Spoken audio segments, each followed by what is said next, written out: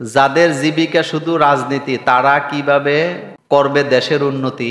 চাঁদাবাজি, দুর্নীতির টাকা কতটুকু হালাল? দেখেন, ঘুষ, সুদ, চাঁদাবাজি, দুর্নীতি, এগুলা সবগুলা একই ক্যাটাগরি জিনিস। এগুলা জুলুমের টাকা। এটি কিসের টাকা? জুলুম।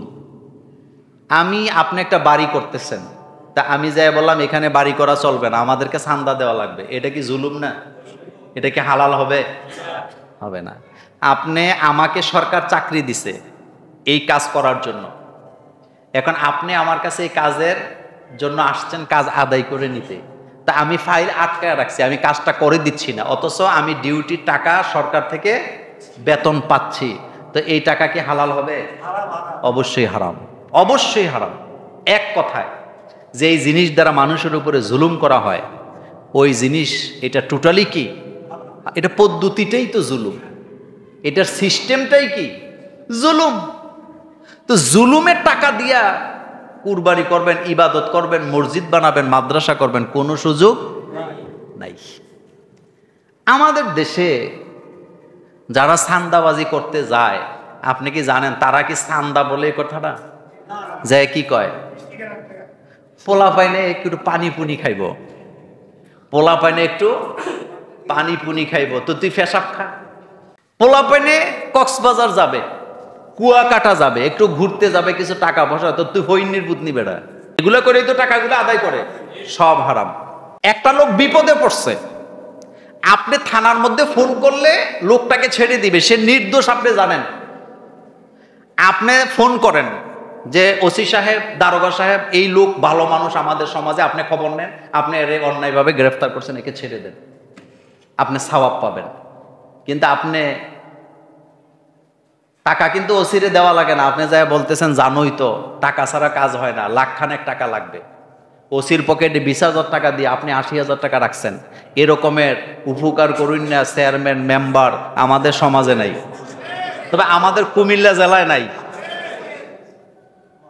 এডিরে জুতার মালা পরাইয়া সমাজের মধ্যে ঘুরানোর দরকার।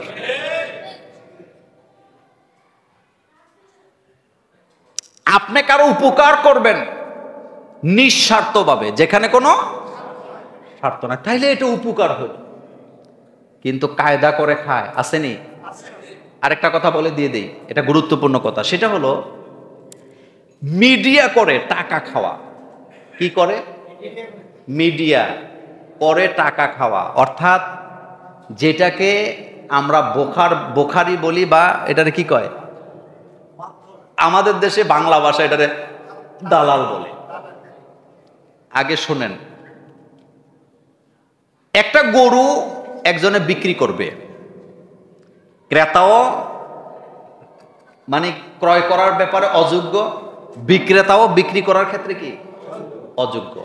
তাইলে মাঝখানে একজন মিডিয়াম্যান, তিনি সময় দিছে, মেধা দিছে, বায় মোশতারি, বেচুন্না আর ক্রেতার মধ্যে সমঝোতা করে দিছে, মাঝখানে সে মেধা দিছে, সময় দিছে, শ্রম দিছে, এখান থেকে সে টাকা খাওয়া জায়েজ আছে। কথা বলতে বুঝেননি? কারণ সে এখানে কয়টা জিনিস ব্যয় করছে? দিছে সময়, দিছে মেধা, আর দুইজনকে কি করছে? মিলাই দিছে। সময়, শ্রম, মেধা, যোগ্যতা পুরাটা খরচ করছে, তাইলে তার এখানে টাকা খাওয়া কি আছে? জায়েজ আছে। কিন্তু উপকার করছি নাম দিয়া, আবার টাকাটা কদ্দুর খাইবেন, একেবারে যেন গলার মধ্যে ছুরি দিয়ে না দেন, এটা যেন না হয়। আপনি শ্রম দিছেন, আজকের পরে আবার কবেন আমাদের হুজুর বলে গেছে জমি জামা বিক্রি করলে মিডিয়া কইরা জনমের খাওয়া খাওয়া যাবে। তো বেটা, জমির দাম হইলো 20,000 টাকা শতক, আপনি এটারে 30,000 টাকা শতক বিক্রি কইরা 1 শতকে খাইলেছেন কত? এটা কি জায়েজ হইব নাকি? এটা তো ব্যবসা, তো এটা জায়েজ নেই। ব্যবসার মধ্যে লাভের একটা লিমিটেশন ইসলামে আছে না? আপনি ইচ্ছা মতো লাভ করতে পারবেন? অবশ্যই পারবেন। অধিক মুনাফা গ্রহণকারী জাহান্নামী বলেছেন মুহাম্মাদুর রাসূলুল্লাহ সাল্লাল্লাহু আলাইহি ওয়াসাল্লাম। সুতরাং যারা রাজনীতিকে জীবিকা হিসাবে গ্রহণ করে, তাদেরকে রাজনীতি করতে দেওয়াই উচিত না, কারণ হেতের নমুনা কি ভালো না, উচিত না, এরা রাজনীতি করতে পারবে না। পৃথিবীর ইতিহাসে ওমরের চাইতে শ্রেষ্ঠ, সুশীল, রাজনীতিবিদ রাসূলুল্লাহর পরে আর কেউ আছে? নিজে ছেলেরে ছাড় দিছেন, কথা কন না কেন? নিজে ছেলেরে ছাড় দিছে? দেয় নাই।